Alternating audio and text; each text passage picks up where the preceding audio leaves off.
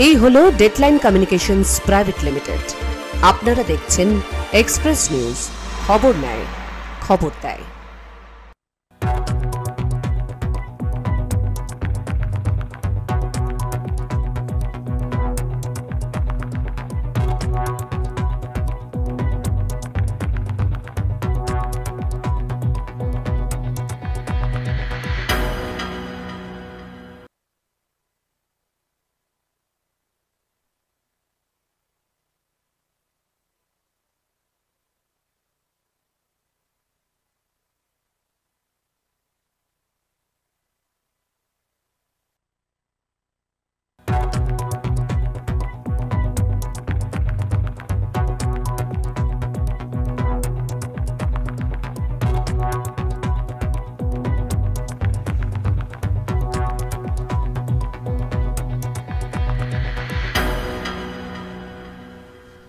নমস্কার, এক্সপ্রেস নিউজে আপনাদের প্রত্যেকের স্বাগত।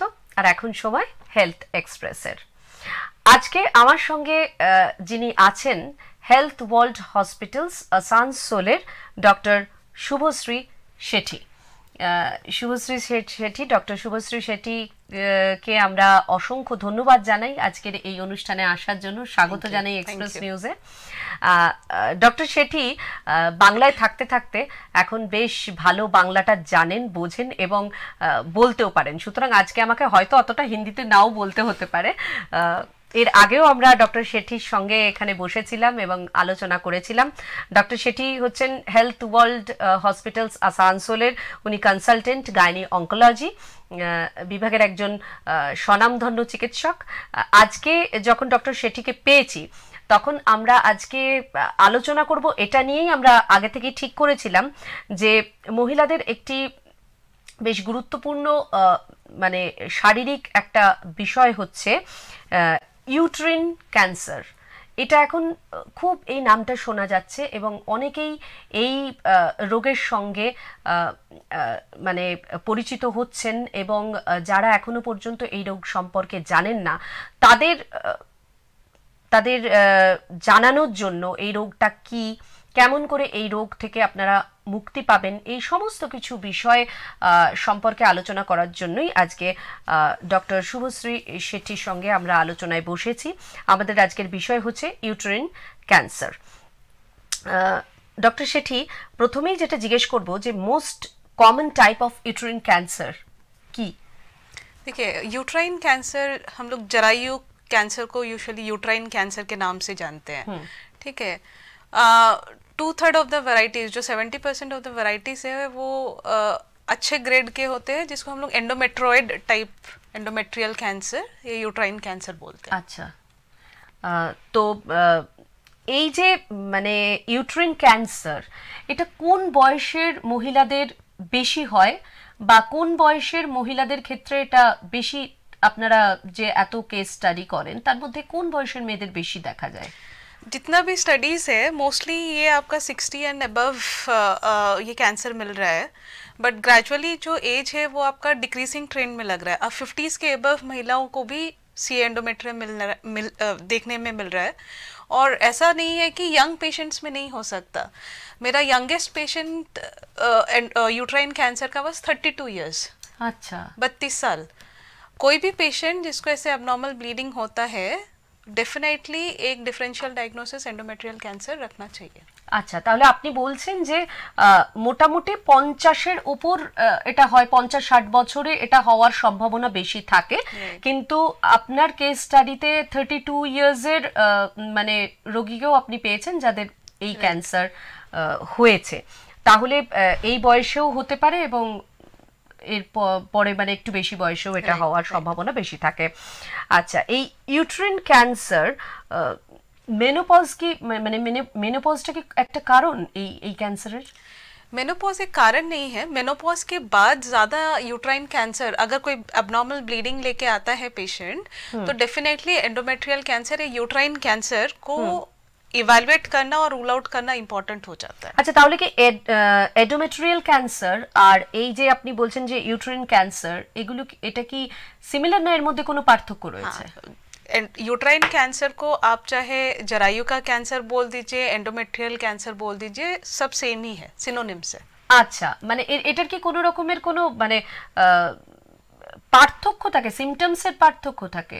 नहीं नहीं, ये बस एक ही चीज है, नाम अलग है। নাম আলাদা है। আচ্ছা, নামটা আলাদা আলাদা হলেও কিন্তু একই ধরনের রোগ, এই এন্ডোমেট্রিয়াল ক্যান্সার এবং ইউটেরাইন ক্যান্সার দুটো কিন্তু একই।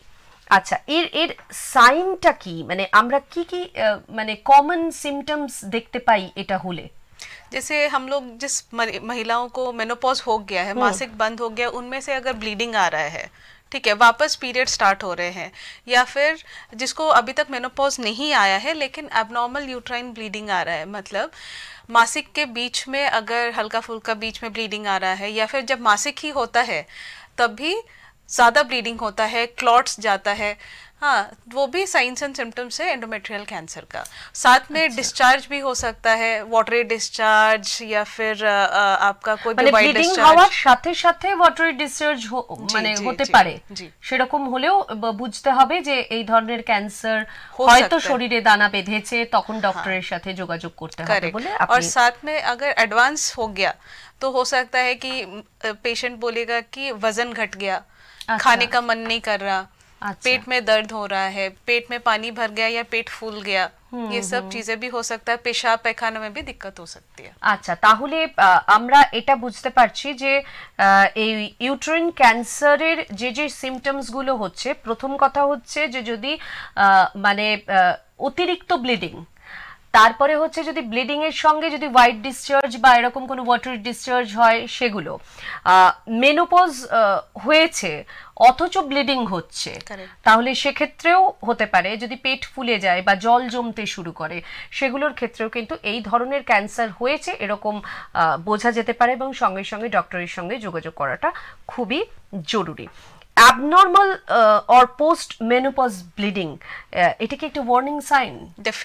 डेफिनेटली हर abnormal या post menopausal bleeding को इवैल्यूएट करना है। पहला जो दिमाग में डायग्नोसिस बनाना है या डिफरेंशियल डायग्नोसिस रखना है इज एंडोमेट्रियल कैंसर। আচ্ছা, তাহলে এটা এটা মাথায় নিয়ে চলতে হবে যে যদি অ্যাবনর্মাল মানে আর পোস্ট মেনোপজের ব্লিডিং যদি হয় তাহলে কিন্তু এটাও একটা সিমটম হতে পারে এই ইউটেরাইন ক্যান্সারের ক্ষেত্রে। আচ্ছা, pelvic pain or unusual discharge এটাও কি একটা ইউটেরাইন ক্যান্সারের সাইন? जी जी, जैसे एडवांस केसेस में पेल्विक पेन हो सकता है, मरीज बोलेगा कि मुझे पेट में निचला पेट में दर्द हो रहा है, या फिर कोई मांस पता चल रहा है, या अब नीचे पेट फूल गया है, हाँ, पेशाब में दिक्कत, बार बार पेशाब जाना, पैखाना पास करने में दिक्कत हो रहा है, या फिर म्यूकस जैसा पैखाना आ रहा है, ये सब भी सिम्टम्स हो सकते हैं एडवांस स्टेजेस में। অ্যাডভান্স স্টেজে, মানে একদম যখন প্রথম স্টেজে থাকবে এই ক্যান্সার, তখন কিন্তু এই ধরনের সিমটমগুলো দেখা দিতে পারে। আর আবারও বলি, যখনই এই ধরনের সিমটম দেখা দেবে সঙ্গে সঙ্গে কিন্তু ডক্টরের সাথে যোগাযোগ করতে হবে আপনাদের। কেননা আপনারা সকলেই জানেন যে আমরা বিভিন্ন আলোচনার মাধ্যমে এটাই আপনাদেরকে বোঝানোর চেষ্টা করি এই হেলথ এক্সপ্রেস অনুষ্ঠানে, যে আপনার শরীরে যদি কোনো রোগ বাসা বেঁধে থাকে তাহলে অ্যাডভান্স স্টেজে ডক্টরের সঙ্গে কিন্তু যোগাযোগ করাটা খুব ইম্পর্টেন্ট। সেটা যদি আপনি আরো বাড়তে দেন আপনার শরীরে, তাহলে কিন্তু পরে গিয়ে যখন ডক্টরের হাতে আপনি আসবেন, যখন চিকিৎসা শুরু হবে, তখন কিন্তু অনেক ক্ষেত্রে মানে চিকিৎসাটা আরো অনেক দেরি হয়ে যাবে বা আপনার সেটা সারতে অনেক সময় লাগবে, এই ধরনের জিনিসগুলো কিন্তু হতে পারে। আচ্ছা, ইউটেরাইন ক্যান্সার যে সিমটমগুলো, এটা কি আর্লি স্টেজে ধরা পড়াটা খুব ইম্পর্টেন্ট? यूट्राइन कैंसर देखिए, जैसे पिछले बार हम लोगों ने सर्वाइकल कैंसर के बारे में डिस्कस किया था। सर्वाइकल कैंसर और यूट्राइन कैंसर में यही फ़र्क होता है कि 70% सर्वाइकल कैंसर आपका लेट स्टेज या स्टेज 3 में पता चलता है, एडवांस स्टेज में पता चलता है, और यूट्राइन कैंसर का खासियत ये है कि ये अर्ली स्टेज में पता चलता है। और ऐसा इसीलिए क्योंकि जब यूट्राइन कैंसर होता है तो ब्लीडिंग ही इतना सीवियर होता है, या फिर मान लीजिए आपका किसी मरीज को मेनोपॉज हो गया, ठीक है, उसके बाद जैसे ही ब्लीडिंग होता है, पेशेंट तो एक तरह से रिलैक्स था कि मेरा मेंसेस अब बंद हो गया, लेकिन अचानक से जब ब्लीडिंग होता है पेशेंट जल्दी डॉक्टर के पास आता है। तो इसमें 70% ऑफ द कैंसर जो होते हैं यूट्राइन कैंसर वो अर्ली स्टेजे ধরা পড়ে, মানে একটা মানে অস্বাভাবিক জিনিস যখন হচ্ছে তখন আমরা তাড়াতাড়ি বুঝতে পারছি যে এটা কেন হচ্ছে, যে মানে আপনার মেনোপজ হয়ে গেছে, আপনার ব্লিডিং বন্ধ হয়ে গেছে, কিন্তু হঠাৎ করে আবার ব্লিডিং হলো, তখন আপনার মনে হবে যে আমার তো মেনোপজ হয়ে গেছে, আমার তো এখন ব্লিডিং হওয়া উচিত নয়, কিন্তু তাও ব্লিডিং হচ্ছে, তখন আপনি ডক্টরের কাছে তাড়াতাড়ি যাচ্ছেন। তাহলে আর্লি স্টেজে এই ইউটেরাইন ক্যান্সারটা ধরা পড়াটা খুবই স্বাভাবিক। কিন্তু আগের দিন আমরা যেটা নিয়ে আলোচনা করেছিলাম সেটা সার্ভাইকাল ক্যান্সার, সেটা কিন্তু একটু পরে ধরা পড়ে, কেননা তার সিমটমগুলো অতটা আমরা বুঝে উঠতে পারি না। যতদিনে বুঝে উঠতে পারি ততদিনে কিন্তু ক্যান্সারটা হয়তো সেকেন্ড থার্ড স্টেজে চলে যায়। তো সেক্ষেত্রে যখন এরকম ধরনের কোনো সমস্যা আপনারা বুঝতে পারবেন যে আপনাদের শরীরে হচ্ছে, তাহলে অতি অবশ্যই, আবারও বলছি, যদি মেনোপজ হয়ে গিয়ে থাকে, তাহলে ব্লিডিং যদি হচ্ছে, তাহলে অবশ্যই বুঝতে হবে যে কিছু তো একটা সমস্যা হচ্ছে এবং সঙ্গে সঙ্গে ডক্টরের কাছে যেতে হবে। এবারে আমরা শুনলাম যে কি কি সিমটম বা কি কি সাইন এগুলো বুঝলাম, কিন্তু রিস্ক ফ্যাক্টর কতটা এটার, মানে খুবই কি মানে মারাত্মক কোনো কিছু ঘটতে পারে, মানে কতটা রিস্ক? जैसे रिस्क हम लोग बोलेंगे मोस्टली, देखिए आजकल जैसे भी मेनोपॉज होते जाता है और प्लस अपना लाइफस्टाइल जैसे बदल रहा है, मोटापा तो इट्स लाइक वेरी कॉमन, ठीक है, ओबेसिटी की माने risk factor, definitely risk factor. Endometrial cancer एक ऐसा कैंसर है जिसमें हाइपर एस्ट्रोजेनिक स्टेट जो होता है वो उसको प्रीडिस्पोज करता है, ठीक है। एक मोटापा एक रीज़न होता है जिसकी वजह से अपना जो बॉडी में नॉर्मल एस्ट्रोजन जब कम भी रहता है या मानो रहता है तो पेरिफेरल कन्वर्शन करने का काम एस्ट्रोजन का अपना जो फैट होता है बॉडी का वो करता है, इसीलिए ओबेसिटी एक रिस्क फैक्टर होता है यूट्राइन कैंसर के लिए, पहला चीज़। दूसरा चीज़, कोई ऐसा कंडीशन जो हाइपर एस्ट्रोजेनिक स्टेट कराता है, मतलब जैसे PCOS, ठीक है, PCOS भी एक रिस्क फैक्टर है आपका यूट्राइन कैंसर के लिए। इसीलिए हम लोग PCOS पेशेंट को जब आते हैं हम लोग के पास, उन लोग को यही टारगेट देते हैं कि हर 3 महीना में एटलीस्ट उनका एक बार मेंसेस आना चाहिए, वो यूट्राइन कैंसर के लिए उनके लिए प्रोटेक्टिव होगा, ठीक है। तीसरा चीज़ है आपका डायबिटीज़ हो गया, हाइपरटेंशन हो गया, ठीक है, ये सब भी रिस्क फैक्टर है। साथ में आपका फैमिली हिस्ट्री में सिर्फ आपका नहीं, आपका first generation second generation relatives, और साथ में किस टाइप का फैमिली हिस्ट्री, जैसे कि आपका किसी आपके फैमिली मेंबर को गॉल ब्लैडर का कैंसर है, कोई भी अतड़ी का कैंसर है, ठीक है, उस सब में they are at more risk. মানে ফ্যামিলি হিস্ট্রিতে আপনি বলতে চাইছেন যে যদি অন্য কোনো ধরনের ক্যান্সার থেকে থাকে তাহলে যার মানে এই ক্যান্সার হচ্ছে তার হতে পারে। আচ্ছা, মানে যে কোনো ধরনের ফ্যামিলি, মানে উনি বলতে চাইছেন যে ফ্যামিলি হিস্ট্রিতে যদি কারোর অন্য ক্যান্সারও থাকে তাহলেও কিন্তু এটা মানে এটা কি জিন ঘটিত কারণের ক্ষেত্রেই এটা হয়, যে তার ক্ষেত্রে কিন্তু ইউটেরাইন ক্যান্সার হওয়ার চান্সেস অনেক বেশি থাকে। এছাড়া হচ্ছে ওবেসিটি, যাদের মধ্যে অনেক ওজন বৃদ্ধির একটা ব্যাপার থাকে, সেক্ষেত্রে কিন্তু এখন আমাদের যেরকম লাইফস্টাইল তাতে তো আমাদের ওজন খুব মানে অনেকেরই দেখি যে ওজন বেড়ে গেছে অনেক, সুতরাং সেটা একটা কমানোর তাহলে একটা ব্যাপার রাখতে হবে। বা যদি আপনার কাছে এরকম কোনো পেশেন্ট আসে যার ইউটেরাইন ক্যান্সার হয়েছে কিন্তু তার প্রচুর ওবেসিটি এবং তার জন্যই হয়েছে, তাহলে কি আপনারা ট্রিটমেন্ট শুরু করার আগে কি তার ওজনটাকে কমানোর কোনো ব্যাপার থাকে, তবে ট্রিটমেন্টে যাওয়া যায়? मोस्टली ये जो यूट्राइन कैंसर पेशेंट आते हैं ओल्ड एज में आते हैं, उस टाइम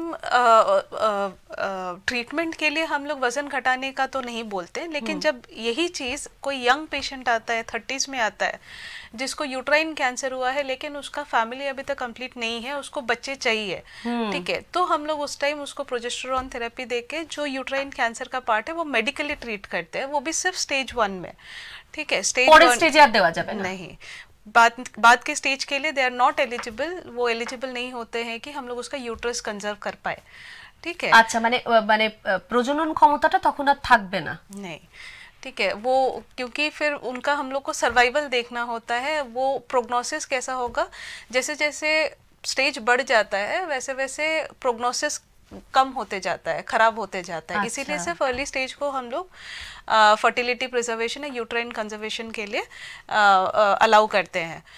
उन केसेस में हम लोग वजन घटाने के लिए उनको वो थेरापेटिकली भी काम करेगा, मतलब उनके कैंसर के लिए भी काम करेगा। আচ্ছা, মানে যারা একদম আর্লি মানে একটুখানি কম বয়সের যাদের এই ধরনের ক্যান্সার হচ্ছে তাদের ক্ষেত্রে মানে ধরুন তাদের এখনো কোনো বাচ্চা হয়নি অথচ তারা বাচ্চা নিতে চাইছেন, তাহলে সেক্ষেত্রে তাদের ওজন কমিয়ে একটুখানি তাদের ওই যে মানে সেটা বৃদ্ধি করে আপনারা মানে একটা বাচ্চা নেওয়ার জন্য যে ধরনের ক্ষমতা থাকা দরকার সেটাকে বৃদ্ধি করে তবেই আপনারা ট্রিটমেন্টটা করছেন এবং তারা সেটা সেক্ষেত্রে বাচ্চা নিতে পারেন। হ্যাঁ, কিন্তু যাদের এই ধরনের ক্যান্সার অলরেডি হয়ে গেছে তারা কি বাচ্চা নেওয়ার ক্ষেত্রে তাদের সমস্যা থাকে বা তারা কি বাচ্চা নিতে পারে পরবর্তী ক্ষেত্রে?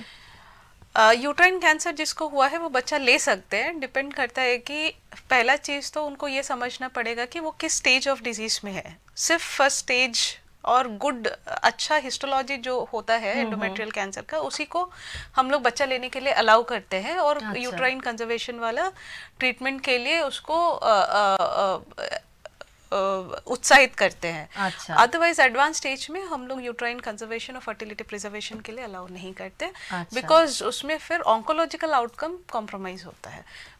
एटर की माने माने ऑन्कोलॉजिकल आउटकम मतलब हो सकता है कि उसको डिस्टेंस मेटास्टेसिस हो, मतलब सिर्फ यूट्रस में अब कैंसर नहीं है, फैल गया है। ठीक है। उसमें फिर अगर हम लोग उसका यूट्रस रख भी देते हैं तो वापस वो अगर मान लीजिए अभी हम उसको यूट्राइन कंजर्वेशन या ट्रीटमेंट देते हैं, उसके बाद वापस उसको कैंसर आने के लिए उसको ज्यादा चांसेस रहता है। আচ্ছা, আবার আসতে পারে মানে ক্যান্সারটা, ওই কারণেই আপনারা তাকে বাচ্চা নেওয়ার জন্য মানে নিতে বারণ করেন যে আবার আসতে পারে ক্যান্সার। সুতরাং সেক্ষেত্রে এটা কি কোনো বাচ্চাদের যদি বাচ্চা যারা নিচ্ছে তাদের ক্ষেত্রে কি কোনো বাচ্চাদের ক্ষেত্রে এটা কোনো রকমের কোনো প্রভাব ফেলবে?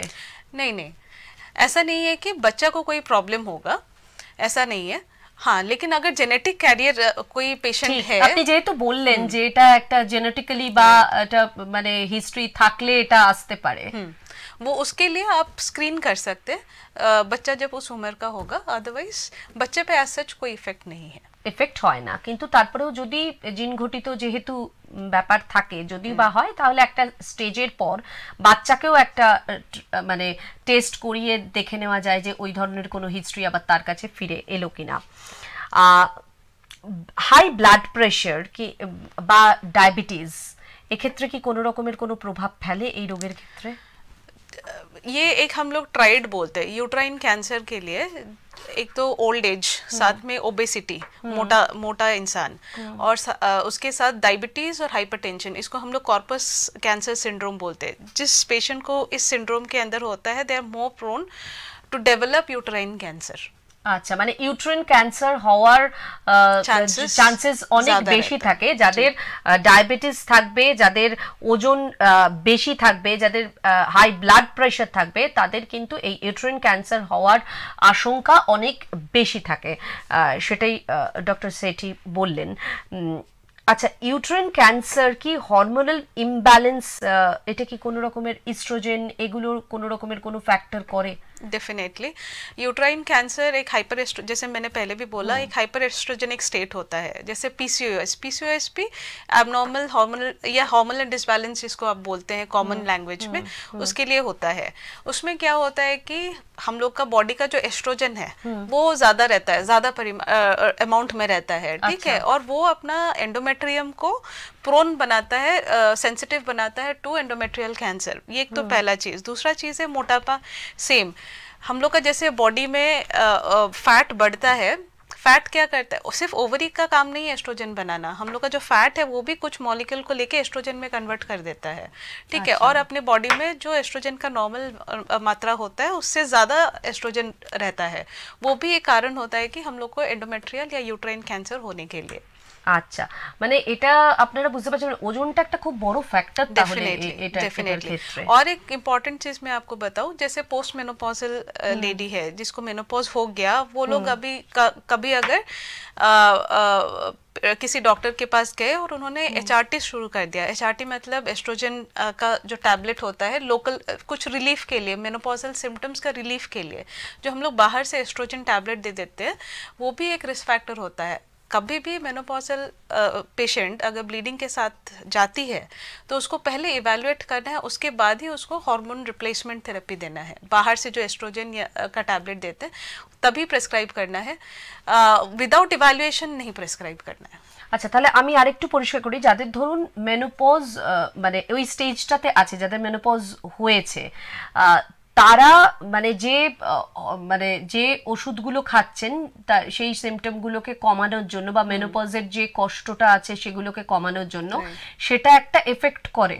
জি, ওষুধগুলো একটা মানে মেডিসিন একটা মানে এফেক্ট করে একটা, क्योंकि हम लोग जो नॉर्मल एस्ट्रोजन बॉडी में बनता है उसको हम लोग बाहर से खिला रहे हैं। अच्छा, ठीक है। अच्छा, तो वो तो सेम है ना, एक बॉडी में एस्ट्रोजन लेवल जो नॉर्मल होता है उससे ज्यादा हम लोगों ने उसको दिया, ठीक है। फिर वो जाके एंडोमेट्रियम में काम करता है, एंडोमेट्रियल कैंसर के लिए। হয়তো মেনোপজের ওই যে কষ্টটা সেটা কমলো, কিন্তু আবার উল্টো দিক থেকে আরেকটা সাইড ইফেক্ট চলে এলো যে এই ধরনের একটা ক্যান্সারের এটা হতে পারে। তো সেক্ষেত্রে কি করবে, মানে যদি কারোর খুব মেনোপজের জন্য খুব যদি কষ্ট হয় তাহলে সেটা কমানোর জন্য पहला चीज है कि पेशेंट को इवैल्यूएट करना है कि कहीं पेशेंट को पहले अल्ट्रासाउंड करिए, देखिए कि यूट्रस कैसा है, यूट्राइन थिकनेस, एंडोमेट्रियल थिकनेस कैसा है, कोई रिस्क फैक्टर है कि नहीं पेशेंट का, फैमिली हिस्ट्री देखिए, ठीक है। ये सब इवैल्यूएट करने के बाद short course hormone replacement therapy हम लोग देते हैं। ठीक है। क्या होता है कि महिलाओं को क्या लगता है कि नहीं हम ये दवाई खाते हैं तो मेरा सिम्टम्स ठीक रहता है, ठीक है, तो फिर वो क्या करते हैं ओवर द काउंटर जाके ड्रग ले लेते हैं। अच्छा, मेडिसिन शॉप से ले लिया, ठीक है, डॉक्टर के साथ कोनो रकमेर कंसल्ट भी नहीं करके, ठीक है। वो भी एक कॉज होता है कि आपको एंडोमेट्रियल कैंसर के लिए आप प्रोन हो सकते हैं। ঠিক তাহলে মেনোপজের যে প্রবলেমগুলো আছে সেই প্রবলেমগুলো আপনি কমান, কিন্তু অবশ্যই সেটা আপনাকে একটা টেস্ট করতে হবে যে আপনার শরীর কতটা সেই ওষুধগুলো সেই মেডিসিনগুলো নিতে পারছে, বা আপনার শরীরে তার কোনো সাইড এফেক্ট বেশি করে হচ্ছে কিনা সেগুলো কিন্তু আপনি কোনো মানে মেডিসিন শপ থেকে গিয়ে মেনোপজ বেশি মানে মেনোপজের জন্য বেশি কষ্ট হচ্ছে বলে আপনি কিছু ওষুধ নিয়ে নিলেন, মেডিসিন নিয়ে নিলেন, সেগুলো খেয়ে ফেলেন, এটা কিন্তু নয়। ডক্টরের সাথে যোগাযোগ করুন, ডক্টরের সাথে কনসাল্ট করুন। তিনি একটা পরিমাপ জানেন যে আপনার শরীর টেস্ট করে বুঝবে যে আপনার শরীর কতটা সেই ওষুধ নিতে পারে। তাহলে সেই পরিমাপটা যদি আপনি নেন তাহলে কিন্তু আপনার কোনো রকমের অসুবিধা হবে না। কিন্তু যদি আপনি মানে ডক্টরের সাথে কনসাল্ট না করে কোনো রকমের টেস্ট না করে আপনি ওষুধগুলো নিয়ে নিলেন, তারপরে কিন্তু গিয়ে আবার এই ধরনের ক্যান্সারের মানে সিমটম কিন্তু আপনার শরীরে দানা বাঁধতে পারে, তখন কিন্তু একটা বেশ जैसे ब्रेस्ट कैंसर के जैसे मरीज आते हैं उन लोग को लॉन्ग टर्म थेरेपी में हम लोग टैमोक्सिफेन भी देते हैं, ठीक है। टैमोक्सिफेन भी हम लोग को एंडोमेट्रियल कैंसर के लिए प्रोन करा सकता है। उसमें भी पेशेंट को हम लोग के पास फॉलो अप में आना होता है। अच्छा, जाते ब्रेस्ट कैंसर वो दवाई, हाँ, ब्रेस्ट कैंसर के लिए वो दवाई तो ले रहे हैं, मेंटेनेंस थेरेपी, लेकिन उस मेंटेनेंस थेरेपी का साइड इफेक्ट में एंडोमेट्रियल कैंसर भी हो सकता है। আচ্ছা আচ্ছা, সেটা একটা নির্দিষ্ট এক একটা মানুষের জন্য এক একটা নির্দিষ্ট পরিমাপ আছে, সেইটার বাইরে চলে গেলে মানে ডক্টরের সাথে কনসাল্ট না করে যদি সেটা করা হয় তাহলে কিন্তু সেটার একটা সাইড এফেক্ট হয়ে আবার এই ধরনের ইউটেরাইন ক্যান্সার হতে পারে। যদি ধরুন কারুর খুব আর্লি স্টেজে মানে মেনস্ট্রুয়েশন হয়েছে বা ধরুন লেট মেনোপজ হয়েছে, তাহলে তাদের ক্ষেত্রে কি এইগুলো ধরে নেব যে তাদের ইউটেরাইন ক্যান্সার হওয়ার চান্সেস থাকবে বা কতটা থাকবে? ये भी एक रिस्क फैक्टर कंसिडर किया जाता है, क्योंकि आपका रिप्रोडक्टिव लाइफ जो है जो कितना साल आपका यूट्रस हाई एस्ट्रोजेनिक स्टेट के लिए प्रोन रहा, तो आपका जितना साल आपका रिप्रोडक्टिव एज रहा, मतलब जब से आपका मेंसेस शुरू हुआ और जब आपका मेंसेस बंद हुआ, ठीक है, जितना साल वो बढ़ेगा आपका यूट्रस उतना साल के लिए एस्ट्रोजन मिलेगा यूट्रस को और आप प्रोन होते रहेंगे एंडोमेट्रियल कैंसर के लिए। আচ্ছা, তাহলে কি এই মেনোপজটা যদি একটা এজে তো হয় মেনোপজটা, সেটা যদি আগে হয়ে যায় সেক্ষেত্রে কি কোনো সমস্যা রিস্ক ফ্যাক্টর হয় এগুলোর জন্য? नहीं, आगे मतलब जो आपका निर्धारित एज है ठीक है, उसमें हो तो कोई प्रॉब्लम नहीं है। जैसे पौरे होए तो हम लोग हमेशा एक एंडोमेट्रियल सैम्पलिंग या एंडोमेट्रियल बायोप्सी करने पे पीछे नहीं हटना चाहिए, इवैल्यूएट करना जरूर चाहिए। আচ্ছা, তাহলে যদি দেখেন যে একটা যে সার্টেন এজ আছে, যে সময়টাতে মেনোপজ হয় সেই সময়টা তো হয়ে গেল ভালো, যদি আগে হলো তাও ঠিক আছে, কিন্তু যদি পরে হয় তখন কিন্তু একটা রিস্ক ফ্যাক্টর থাকে, তখন কিন্তু অবশ্যই ডক্টরের সাথে যোগাযোগ করাটা খুবই দরকার। এবার যেটা ডক্টর সেঠি আমি আপনাকে জিজ্ঞেস করব যে যদি ধরুন যে লিঞ্চ সিনড্রোম যদি বেড়ে যায় তাহলে কি এই ক্যান্সার হওয়ার চান্সেস বেশি থাকে? जी, लिंच सिंड्रोम जैसे मैंने पहले भी बताया, कोई फैमिलियल डिजीज जो होता है उसमें एंडोमेट्रियल कैंसर का चांसेस ज़्यादा होता है। लिंच सिंड्रोम उसी को बोलते हैं जिसमें फैमिली, वो एक जर्म लाइन म्यूटेशन रहता है जिसमें फैमिलियल हिस्ट्री आपको मिलेगा लिंच एसोसिएटेड कैंसर, जैसे कोलोन कैंसर हो गया, अतड़ी का कैंसर, गॉल ब्लैडर का कैंसर, पेशाब का रास्ता का कैंसर, और ये एंडोमेट्रियल कैंसर भी हो सकता है उसमें। फीमेल के केसेस में हम बोलेंगे अगर किसी को फैमिली हिस्ट्री है लिंच सिंड्रोम का, तो उसमें सेंटिनल कैंसर या फर्स्ट कैंसर जो डायग्नोस होता है फीमेल के केस में कभी कभी एंडोमेट्रियल कैंसर ही होता है, और सेकंड कैंसर मान लीजिए उसको बाद में जीआई कैंसर हो सकता है, मतलब आपका अतड़ी का कोई कैंसर हो सकता है, ठीक है। अच्छा। या फिर आपका फैमिली हिस्ट्री अगर उस तरह का है तो डेफिनेटली हम लोग सस्पेक्ट करते हैं कि लिंच सिंड्रोम हो सकता है, और उसको पेशेंट को स्क्रीनिंग में रखते हैं हम लोग। আচ্ছা, তাহলে এই লিঞ্চ সিনড্রোমটা একটা ফ্যামিলি হিস্ট্রির সঙ্গে একটা যোগাযোগ রয়েছে, ফ্যামিলি হিস্ট্রিতে যদি থাকে তাহলে সেটা হবে। আচ্ছা, কমনলি কি ইউজ করেন আপনারা ডায়াগনোসিস করার জন্য? डायग्नोसिस के लिए मोस्टली पहले तो हम लोग हिस्ट्री लेते हैं पेशेंट से, उसके बाद हम लोग पेशेंट को अल्ट्रासाउंड भेजते हैं, देखते हैं एंडोमेट्रियल थिकनेस कितना है, यूट्रस का क्या स्टेटस है। अच्छा, ठीक है। उसके बाद फिर हम लोग फर्स्ट अटेम्प्ट जो करते हैं दैट इज बायोप्सी, और बायोप्सी में भी मैं आपको बोलूँ एक ब्लाइंड बायोप्सी लेने से बेटर है, अगर स्ट्रॉन्ग सस्पिशन है तो हिस्ट्रोस्कोपी गाइडेड बायोप्सी, मतलब जैसे हम लोग एंडोस्कोपी करते हैं सिमिलरली कैमरा डाल के यूट्रस के अंदर से एक बायोप्सी लेंगे, वो गोल्ड स्टैंडर्ड होता है डायग्नोस करने के लिए, और हम लोग का फॉल्स नेगेटिव, मतलब अगर कैंसर है और हम लोग से मिस नहीं होता है तो endometrial biopsy, that too particularly hysteroscopy guided biopsy is the best. আচ্ছা, এটা করলে রিস্ক ফ্যাক্টরটা অনেকটা মানে একেবারেই থাকে না, এটাতে কোনো রিস্ক ফ্যাক্টর নেই। अगर ये पेशेंट आपके पास सिम्टम्स के साथ आती है, अगर स्क्रीनिंग बोला जाए कि पेशेंट को रिस्क फैक्टर है और पेशेंट स्क्रीनिंग के लिए आया है लेकिन अभी तक उसको सिम्टम्स नहीं है, तो उसको हम लोग स्क्रीनिंग में रख सकते हैं विद अल्ट्रासाउंड। हम लोग टीवीएस करते हैं, पेशेंट का सिम्टम्स पूछते हैं, एंडोमेट्रियल थिकनेस देखते हैं, यूट्रस का क्या स्टेटस है वो देखते हैं, ठीक है।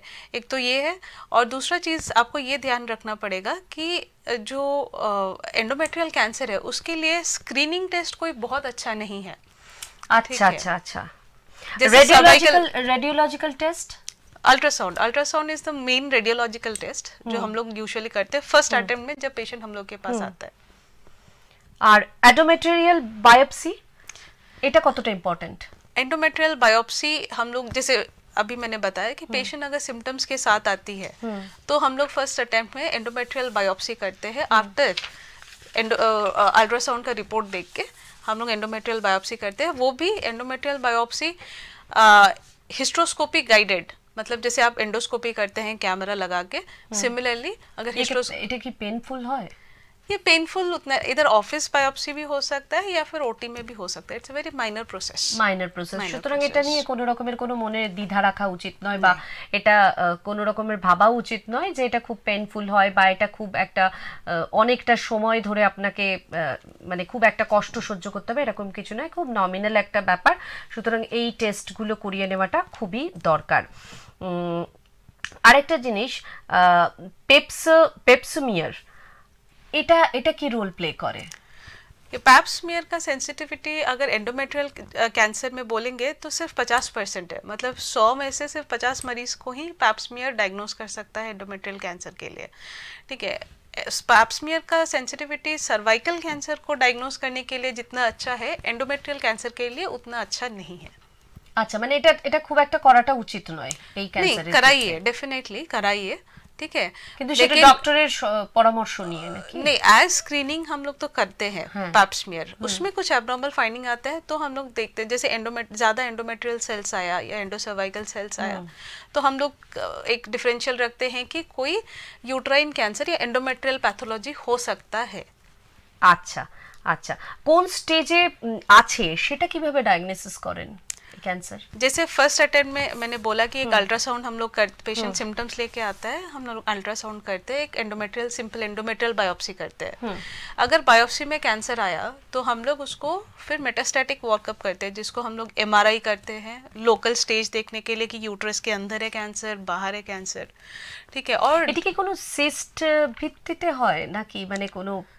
नहीं, यूट्रस के अंदर का एक लाइनिंग होता है जिसको हम लोग एंडोमेट्रियम बोलते हैं। अच्छा, ठीक है, वही लाइनिंग जब शेड होता है, एंडोमेट्रियम जब कट करके निकल जाता है तभी आपको मेंसेस आते हैं, जो कि हर महीना যে পিরিয়ডিক্যাল एग्जैक्टली, ठीक है। उसी लाइनिंग में अगर ज्यादा ग्रोथ हो जाता है उसको हम लोग एंडोमेट्रियल कैंसर बोलते हैं। আচ্ছা, গ্রোথটা হয় সেটাই আপনারা ওই যে টেস্টগুলোর মাধ্যমে সেটা বোঝা যায় যে কতটা গ্রোথ বা কতটা কোন স্টেজে আছে সেটার উপর ডিপেন্ড করে। जी, उसके बाद से हम लोग वापस सीटी स्कैन करते हैं। ये तो लोकल स्टेज करने के लिए हम लोगों ने MRI किया, फिर सीटी स्कैन करते हैं कि कहीं पेट के ऊपर या फिर छाती में स्प्रेड हुआ है कि नहीं, उसके अकॉर्डिंगली फिर हम लोग स्प्रेड भी हो सकता है जी, फिर हम लोग उसके हिसाब से हम लोग उसका क्लिनिकल स्टेजिंग बोलते हैं, क्लिनिकल स्टेजिंग करते हैं। उसके बाद फिर हम लोग इसको मेन मोडालिटी है सर्जिकल स्टेजिंग, सर्जरी करके हम लोग स्टेजिंग करते हैं कि फाइनल कौन सा स्टेज है।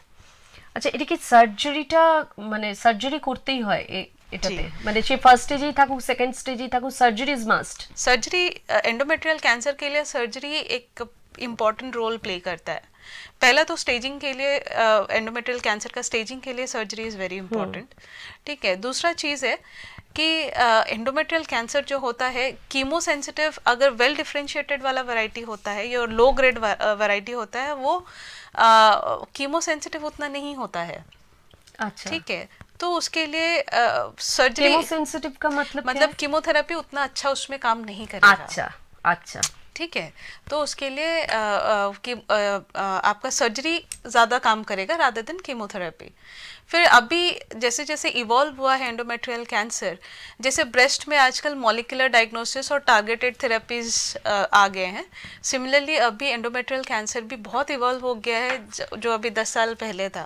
अभी इट इज़ मोर टुवर्ड्स कि मॉलिक्यूलर प्रोफाइल क्या है एंडोमेट्रियल कैंसर का, किस टाइप का कैंसर हुआ है, और उसका प्रोग्नोसिस के बेसिस पे हम लोग उसको सर्जरी करते हैं। उसके बाद कीमोथेरेपी भी अगर चलाना है तो किस टाइप का कीमोथेरेपी, इम्यूनोथेरेपी देना है, রেডিয়েশন দেনা है कि नहीं, वो ডিসাইড করতে हैं। আচ্ছা ডক্টর সেটি একটা জিনিস বলুন যে আমাদের মধ্যে অনেকেরই ধারণা এটা আছে যে মানে সার্জারি করলে ক্যান্সার আরো বেশি ছড়িয়ে পড়ে, এটা কি কোনো রকমের কোনো এফেক্ট করে, মানে এটা কি সত্যি?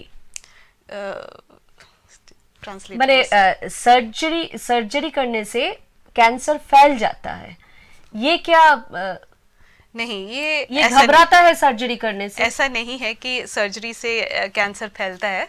सर्जरी से हम लोग मोस्ट ऑफ द कैंसर को निकाल देते हैं। हम लोग का जब भी कोई कैंसर का सर्जरी होता है, उसका मेन एम होता है कि कोई भी कैंसर जो भी आंख से दिख रहा है वो कोई भी टिश्यू पेट के अंदर नहीं रहना चाहिए, या कहीं भी आप सर्जरी कर रहे हो, सिर्फ पेट का नहीं, कहीं भी सर्जरी कर रहे हो, पहला मोटिव यही होता है कि कोई भी कैंसर टिश्यू पेट में नहीं छूटना चाहिए।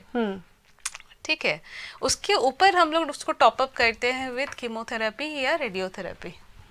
उससे एक अच्छा सर्जरी करने से आपका पेशेंट का प्रोग्नोसिस अच्छा हो जाता है। আচ্ছা, মানে সার্জারি করলে যে ক্যান্সার ছড়িয়ে পড়ে, এটা এই যে একটা ধারণা আমাদের মধ্যে রয়েছে, এটা কিন্তু মনে রাখা উচিত নয়। যদি একটা ভালো সার্জারি হয় তাহলে কিন্তু এটা অনেক ক্ষেত্রে রোগটা মানে একেবারে কিওর হওয়ার একটা উপায় থাকে, যে আপনি একেবারে কিওর হয়ে যাবেন। সার্জারিটা খুব ভালো করে করাটা খুব ইম্পর্টেন্ট, মানে একটা টিস্যু থাকবে না সেখানে, এরকম ভাবে সার্জারিটা যদি হয় তাহলে অবশ্যই কিন্তু ওটা থেকে আপনারা মুক্ত হতে পারবেন। রেডিয়েশন और কেমোথেরাপি এটা তো ইউজ হয়, আপনি বললেন যে এই ট্রিটমেন্টের ক্ষেত্রে একটা গুরুত্বপূর্ণ স্টেপ কেমোথেরাপি। पहले हम लोग जब यूट्राइन कैंसर, पहली चीज़ तो यूट्राइन कैंसर के लिए ये दिमाग में रखना है कि ये जो कैंसर है सारे वैरायटीज में सबसे अच्छा माना जाता है, क्यों? पहले डायग्नोज अर्ली होता है, उसका सर्वाइवल अगर देखेंगे 5 साल का, तो 100 में से 85% ऑफ द पीपल, 100 में से 85 लोग बच जाएंगे और अच्छे पूरा क्योर हो जाएगा। जी जी, ठीक है। प्लस आपका अभी इसका जो ट्रीटमेंट है और ट्रीटमेंट प्रोटोकॉल है इतना इवॉल्व हो गया है एज कंपेयर टू 10 साल पहले, ठीक है। और जो नए नए অনেক ইমপ্রুভমেন্ট হয়েছে ট্রিটমেন্টের ক্ষেত্রে, ठीक है। और चौथा चीज है कि इसमें एक अच्छा सर्जरी बहुत मैटर करता है। इनफैक्ट सब में मैटर करता है, लेकिन एंडोमेट्रियल कैंसर का स्टेजिंग के लिए हम लोग एक अच्छा सर्जरी पहले मानते हैं करने के लिए। उसके अकॉर्डिंग हम लोग उसको स्टेज डिजिग्नेट करते हैं, उसको कौन से प्रोफाइल में आ रहा है, रिस्क ग्रुप में आ रहा है, हाई रिस्क में आ रहा है, लो रिस्क, इंटरमीडिएट रिस्क, उसको हम लोग प्रोफाइलिंग करते हैं। उसके बाद हम लोग उसको एडजुवेंट ट्रीटमेंट देना है या नहीं देना है डिसाइड करते हैं। আচ্ছা, রেডিয়েশন আর কেমোথেরাপি এটা তো আপনি বললেন যে হয় যে হরমোন থেরাপিটা এই ক্যান্সারের ক্ষেত্রে কিভাবে কাজ করে? लो ग्रेड कैंसर में डेफिनेटली हार्मोन थेरेपी काम करता है, पहला चीज़। दूसरा चीज़ है हार्मोन थेरेपी उन केसेस में इम्पॉर्टेंट है जो यंग पेशेंट्स हैं और जिनको यूट्राइन प्रिजर्वेशन या फिर उनको आगे बच्चा चाहिए, जिसको यूट्रस आप काट के सर्जरी करके नहीं निकाल सकते हैं, उसमें हम लोग हार्मोन थेरेपी देते हैं। उसमें हार्मोन थेरेपी काफ़ी इम्पॉर्टेंट है। আচ্ছা, হরমোন থেরাপির মাধ্যমে তাহলে তারা বাচ্চা নিতে পারেন, বা এই ধরনের যাদের মানে টেন্ডেন্সি থাকে যে তারা পরবর্তী ক্ষেত্রে বাচ্চা নেবেন, তাদের ক্ষেত্রে হরমোন থেরাপিটা খুব কাজ করে। সেটাও কিন্তু আপনারা বোধহয় স্টেজটা দেখে বা কি পজিশনে আছে, মানে ক্যান্সারের স্টেজটা কি আছে সেটা দেখে আপনারা তখন তারপরে হরমোন থেরাপিটা ইউজ করবেন। আচ্ছা, এটা কি কিউরেবল? देखिए, कोई भी कैंसर हम लोग क्योरेबल नहीं बोलते हैं। हर कैंसर को हम लोग 5 ईयर सर्वाइवल बोलते हैं कि 5 ईयर सर्वाइवल कैसा है या 10 ईयर सर्वाइवल कैसा है, ठीक है ना। अर्ली स्टेजे যদি ধরা পড়ে, अर्ली स्टेज में वही तो मैं बता रही हूँ, आप अगर 100 में से 8 कोई कैंसर इतना अच्छा प्रोग्नोसिस नहीं देता है, apart from germ cell cancer इतना अच्छा प्रोग्नोसिस नहीं देता है। ये कैंसर है, एक तो अर्ली भी डिटेक्ट होता है, और अगर अच्छा ट्रीटमेंट और कंप्लीट ट्रीटमेंट करा जाए तो 100 में से 85% 5 साल के बाद भी आपको जिंदा मिलेंगे और डिजीज फ्री मिलेंगे। আচ্ছা, মানে ক্যান্সার তো বলা যায় না যে কখন কি হবে, কিন্তু এই ক্যান্সারের ক্ষেত্রে, পার্টিকুলার এই ক্যান্সারের ক্ষেত্রে কিন্তু যেহেতু এটা আর্লি স্টেজে ডক্টর বুঝতে পারছেন যে এই ক্যান্সারটা হয়েছে, তাহলে এটা কিন্তু 80 থেকে 85% এটা কিউরেবল হয় যদি সেটা একেবারে খুব সুন্দরভাবে একটা সার্জারি হয়, এবং যা যা কিছু প্রসেসে যাচ্ছে ট্রিটমেন্টটা, সেই ট্রিটমেন্ট যদি একদম ঠিকঠাক হয় তাহলে 80 থেকে 85% কিন্তু এটা কিউরেবল। এখন ডক্টর তো বলতে পারেন না যে ক্যান্সার পুরোপুরি কিওর হবে এরকম একটা ব্যাপার, কিন্তু এটার ক্ষেত্রে ওনারা যা কেস স্টাডি করেছেন বা এতদিনে যা কিছু স্টাডি হয়েছে মেডিকেল সায়েন্সে, সেক্ষেত্রে দেখা যাচ্ছে যে 80 থেকে 85% এটা কিন্তু কিওর হতে পারে। এইবার যেটা আমাদের বলি ডক্টর সেঠি, যে আমাদের তো লাইফস্টাইল প্রচুর চেঞ্জ হয়ে গেছে, তো সেই লাইফস্টাইল চেঞ্জ হওয়ার ক্ষেত্রে কি এই ধরনের ডিজিজগুলো, এই ধরনের রোগগুলো কি বেশি করে দেখা যাচ্ছে? মানে আগে তো মানে এত শুনতে পেতাম না যে মহিলাদের মধ্যে এখন বেশি শোনা যাচ্ছে যে এই ধরনের রোগগুলো বাসা বাঁধছে শরীরে। डेफिनेटली देखिए, पहले एंडोमेट्रियल कैंसर अगर आप देखेंगे तो mostly lower middle income countries में इतना नहीं था जितना वेस्टर्न कंट्रीज में मिलता था, ठीक है। और अभी इसका incidence lower middle income countries में भी बढ़ रहा है, ठीक है, वेस्टर्न कंट्रीज में भी बढ़ रहा है, हम लोग में भी बढ़ रहा है, ठीक है। दूसरा चीज़ है एज पहले होता था कि एडवांस एज में ज़्यादा मिलेगा, अब यंग एज में भी मिल रहा है, ठीक है, डेफिनेटली। और आप अगर इंसिडेंस भी देखें 2% every year mortality plus incidence बढ़ रहा है, ठीक है, मतलब 2% हर साल मरीज़ का मौत एंडोमेट्रियल कैंसर से और इंसिडेंस, नंबर ऑफ केसेस वो भी बढ़ते जा रहे हैं, ठीक है। तो लाइफस्टाइल तो डेफिनेटली मैटर करता है। आज के एज ग्रुप में हम लोग देखिए, एक तो बैलेंस डाइट खाना तो बहुत इंपॉर्टेंट है, और अपना वेट एक बहुत बड़ा कल्प्रिट है। वेट मेंटेन करिए, वेट रिडक्शन के लिए आप लोग सोचिए।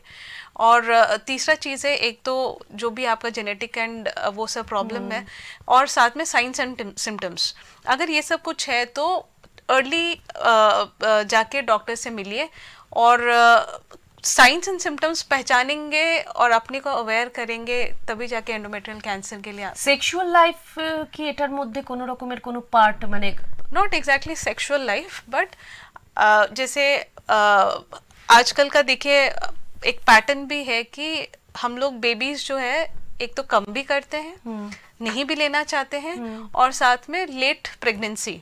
এক্স্যাক্টলি, মানে নিজের কাজের জন্য আমরা হয়তো অনেক সময় মানে একদম মানে ঠিক বয়সে বাচ্চা নিলাম না, একটু এজে গিয়ে নিলাম। साथ में ब्रेस्ट फीडिंग भी कम हो गया, ठीक है। तो ये सब क्या करता है, सेम एस्ट्रोजन लेवल अपने बॉडी में बढ़ाता है, जिसकी वजह से we are more prone to having endometrial cancer.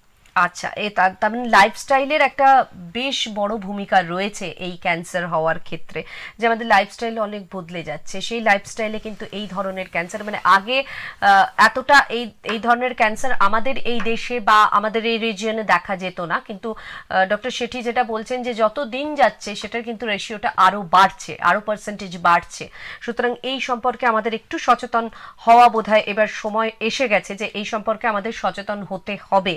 এই সচেতনতা বার্তা দেওয়ার জন্য আজকের এই অনুষ্ঠানটা, যে এই আলোচনাটা, যাতে আমরা সচেতন হই। আমরা মহিলারা মানে ধরুন আমরা মহিলারা না মানে নিজেদের সম্পর্কে একটু কম ভাবি, যে বিশেষ করে যারা বাড়িতে থাকেন তারাও হয়তো কাজে কর্মের মধ্যে, বাড়ির কাজকর্মের মধ্যে অনেক ক্ষেত্রে নিজেদের কথা ভাবতে একটুখানি ভুলেই যায়। চারপাশের মানুষজন, পরিবারের মানুষজন, তাদের নিয়েই চিন্তাটা তাদের বেশি থাকে। সুতরাং এক্ষেত্রে মনে হয় যে তাদের যে লাইফস্টাইল রয়েছে তার মধ্যে নিজেদের লাইফস্টাইলটাকে একটা ঠিকঠাক রেখে মানে ঠিক সময় খাওয়া দাওয়া করা, নিজের ওজন সম্পর্কে একটু সচেতন হওয়া, তারপরে এই ধরনের মেনোপজটা ঠিক কখন হচ্ছে, পরে হচ্ছে কিনা, বা ধরুন মেনোপজ হওয়ার পরেও ব্লিডিং হচ্ছে কিনা, এগুলো একটু নিজেদের সম্পর্কে যদি সচেতন থাকা যায় বা সঙ্গে সঙ্গে গিয়ে যদি ডক্টরের সাথে কনসাল্ট করা যায়।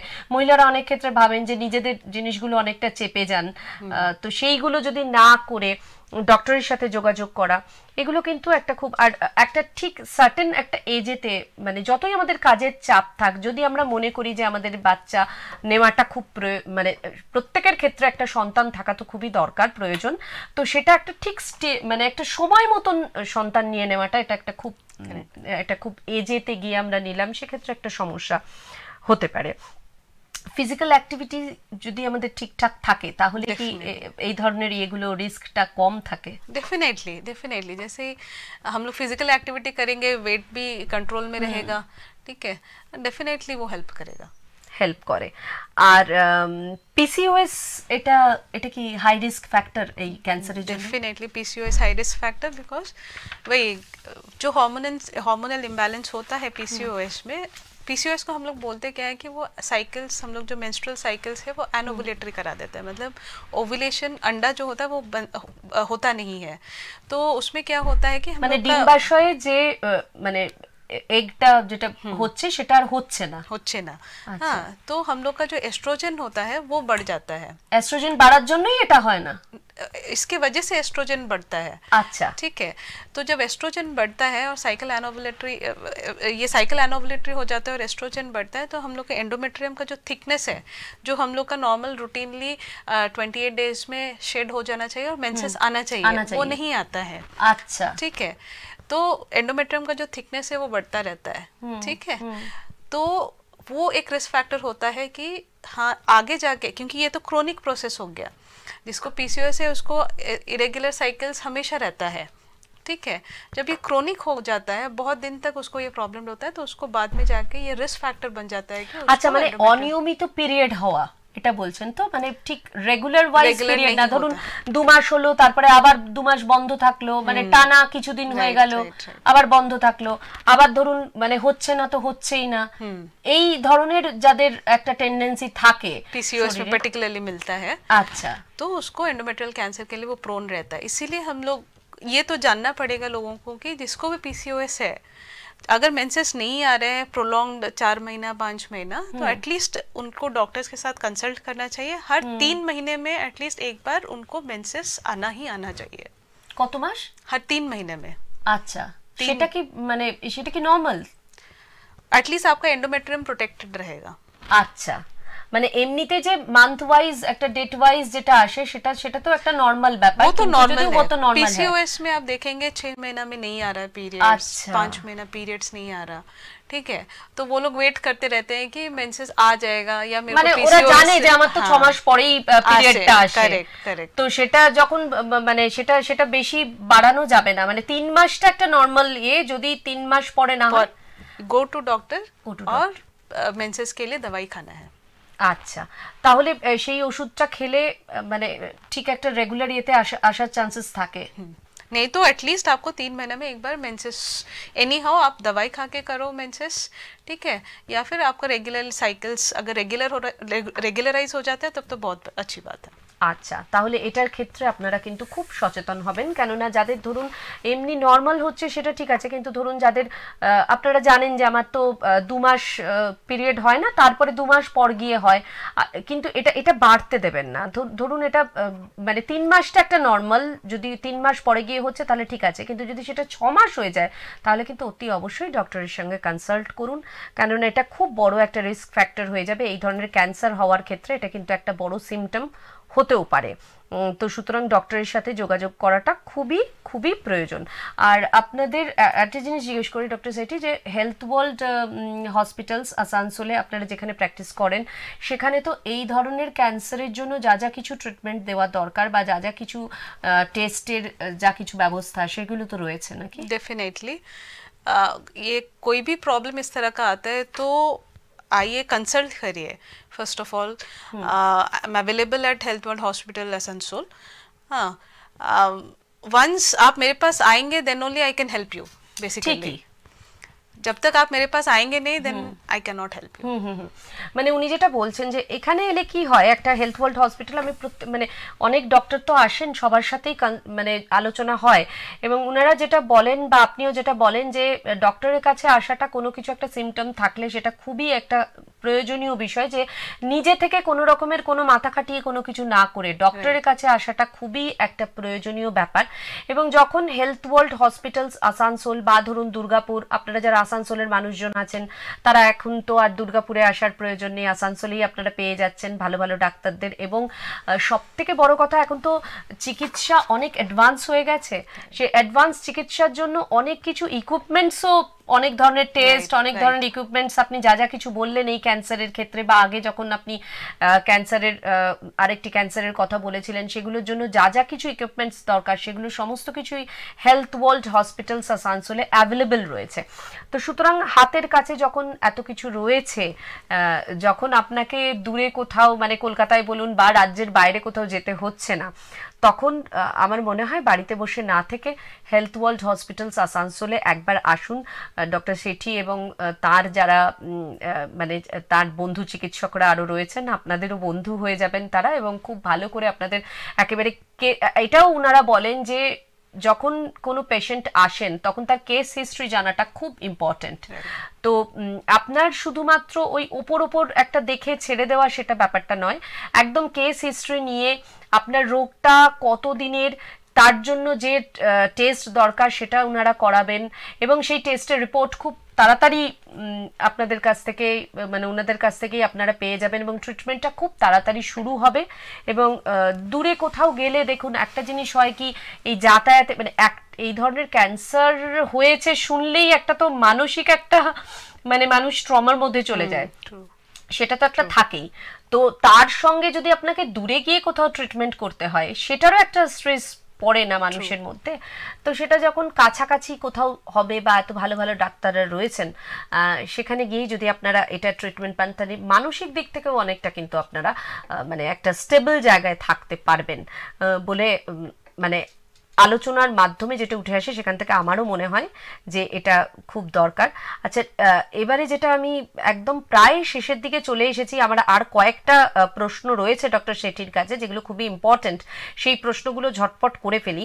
এগুলো হচ্ছে যে রেগুলার গাইনোকোলজিক্যাল চেকআপ কি খুব ইম্পর্টেন্ট डेफिनेटली যে কোনো মহিলার ক্ষেত্রে?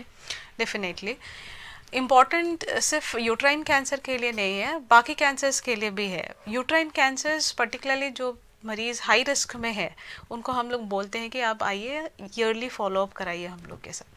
আচ্ছা, মানে ধরুন এটাই কি আপনি বলছেন যে ধরুন আমার শরীরে ক্যান্সার হলো কি না হলো সেটা দরকার নেই, কিন্তু একটা মহিলার ক্ষেত্রে একটা গাইনোকোলজিক্যাল টেস্ট এটা একটা করানো, মানে মাঝে মাঝে গিয়ে ডক্টরের সাথে কনসাল্ট করা, এটা খুব ইম্পর্টেন্ট একটা ব্যাপার। মোটামুটি কিরকম কিরকম মানে কয়েক মাস অন্তর অন্তর এই দেখানোটা দরকার? आज जैसे हम लोग यूट्राइन कैंसर की बात करते हैं तो हम इसके लिए मैं बोलूँगी कि अगर आपके पास आप हाई रिस्क कैटेगरी में आते हैं, आपका फैमिली हिस्ट्री है, ईयरली हम लोग बोलते हैं यू कम विजिट, फॉलोअप में आइए, अल्ट्रासाउंड कराइए, पेल्विक एग्जामिनेशन, गायनिकोलॉजिकल एग्जामिनेशन जिसको बोलते हैं वो कराइए, ठीक है। एंड बाकी उसके अकॉर्डिंग जो बेसिक रिक्वायरमेंट्स है या बेसिक टेस्टिंग्स है उसको कराइए। একদম শেষে একটা শেষ প্রশ্ন করব, সেটা হচ্ছে যে প্রিভেন্টিভ স্টেপস যেগুলো একটা মহিলার নেওয়া উচিত ইউট্রেন হেলথকে ঠিকঠাক রাখার জন্য, সেগুলো কি? फर्स्ट तो आपको वार्निंग साइंस जो भी है आपका वो ध्यान में रखना है कि मुझे ब्लीडिंग हो रहा है 40 के ऊपर, एबनॉर्मल ब्लीडिंग, मेंसेस टाइम से नहीं आना, ज़्यादा फ्रिक्वेंटली हर 15 दिन में आ जाना, ब्लीडिंग ज़्यादा होना, ये सब साइंस एंड सिम्टम्स पहले आपको ध्यान में रखना है, ठीक है। अगर आप साइंस जानेंगे तभी आप डॉक्टर के पास पहुंच पाएंगे। अगर आप ये सब चीज़ से अनअवेयर रहेंगे तो कभी आप डॉक्टर को प्रेजेंट ही नहीं कर पाएंगे, कि कभी सोचेंगे ही नहीं कि मुझे डॉक्टर के पास जाना है या मुझे कोई भारी बीमारी हुआ है जिसकी वजह से मुझे डॉक्टर के पास जाना चाहिए, पहला चीज़। दूसरा चीज़ है कि लाइफस्टाइल मॉडिफिकेशन, वज़न कम रखना, बैलेंस डाइट खाना, एंटीऑक्सीडेंट्स अपने डाइट में इंक्लूड करना। अगर आपको कोई कोमॉर्बिडिटीज़ है जैसे डायबिटीज़ है, हाइपरटेंशन है, वो सब आप कंट्रोल में रखिए, क्योंकि जब एज हो जाता है सिर्फ एज रिलेटेड प्रॉब्लम या जेरियाट्रिक प्रॉब्लम सिर्फ एज रिलेटेड नहीं होता है, ये जो एडिशनली कोमॉर्बिडिटीज़ होता है वो और चीज़ों को कॉम्प्लिकेट कर देता है, पेशेंट का ट्रीटमेंट को और कॉम्प्लिकेट कर देता है। और क्योंकि यूट्राइन कैंसर एडवांस एज में ज़्यादा मिलता है तो जस्ट ट्रीटमेंट रिलेटेड प्रॉब्लम्स तो अलग, ये जो एडिशनल प्रॉब्लम्स रहता है वो चीज़ों को और कॉम्प्लिकेट करने लगती है, ठीक है। और जैसे रिप्रोडक्टिव एज ग्रुप में पेशेंट्स है और ओसीपिल्स एक सिंपल सा चीज़ है, ओसीपिल्स हम लोग सब लेते हैं लेकिन उसका फ़ायदा लोगों को उतना नहीं पता है। एक सिंपल ओसीपिल्स एंडोमेट्रियल कैंसर को रिडक्शन कर सकता है, जैसे आप 4-5 साल खाए तो ऑलमोस्ट 50% रिडक्शन का चांसेस होता है ओसीपिल्स से, ठीक है। ये सारी चीज़ें थोड़ी ध्यान रखने हैं। और आपका जैसे प्रेगनेंसी, अगर you are planning for pregnancy, get pregnant early, ठीक है। ब्रेस्ट फीडिंग पे ध्यान दीजिए। ऐसा नहीं है कि सबका लाइफस्टाइल अभी ऐसा है, everyone is a working mother, ठीक है, बट उस बीच में अपना ब्रेस्ट फीडिंग पे ध्यान दीजिए। If not breast feeding at least expressed milk करिए, ठीक है, which is more practical and more pragmatic, ठीक है। उससे क्या होगा कि आपका जो उस टाइम में जो हार्मोन्स चेंजेस आते हैं आपका मेंसेस को वो भी बंद रखता है, और प्रोजेस्टेरोन ज़्यादा होता है, वो भी प्रोटेक्टिव होता है एंडोमेट्रियल कैंसर के अगेंस्ट। মানে একটা নর্মাল লাইফ লিড করা, যেগুলো যেগুলো দরকার যে আপনার সন্তান এবং আপনার জন্য, সেগুলো করাটা খুব দরকার। আমরা আজকে ডক্টর শুভশ্রী শেঠির সঙ্গে কথা বলছিলাম, আলোচনা করছিলাম ইউট্রাইন ক্যান্সার নিয়ে। অনেক অনেক ধন্যবাদ ডক্টর, একটা বিশদে আমাদেরকে এই আলোচনার মাধ্যমে ইউট্রাইন ক্যান্সার সম্পর্কে সচেতন করার জন্য। মহিলাদের সচেতন থাকতে হবে, সুস্থ থাকতে হবে, ভালো থাকতে হবে, এবং শুধুমাত্র নিজেদের জন্য নয়, নিজেদের সন্তানের জন্যও কিন্তু মায়েদেরকে ভালো থাকতে হবে। এটুকু বলে আজকে হেলথ ওয়ার্ল্ড হসপিটালস আসানসোলের যিনি ডক্টর এসেছিলেন, ডক্টর শুভশ্রী শেঠিকে আবারও ধন্যবাদ জানিয়ে, আমাদের দর্শক বন্ধুদের ধন্যবাদ জানিয়ে হেলথ এক্সপ্রেস এখানেই শেষ করব। নমস্কার। নমস্তে।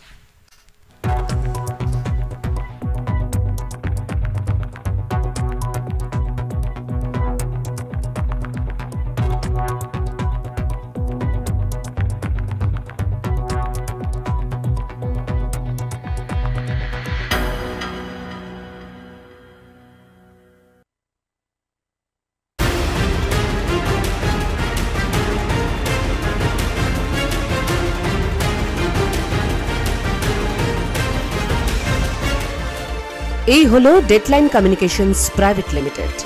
আপনারা দেখছেন এক্সপ্রেস নিউজ, খবর নেয়, খবর দেয়।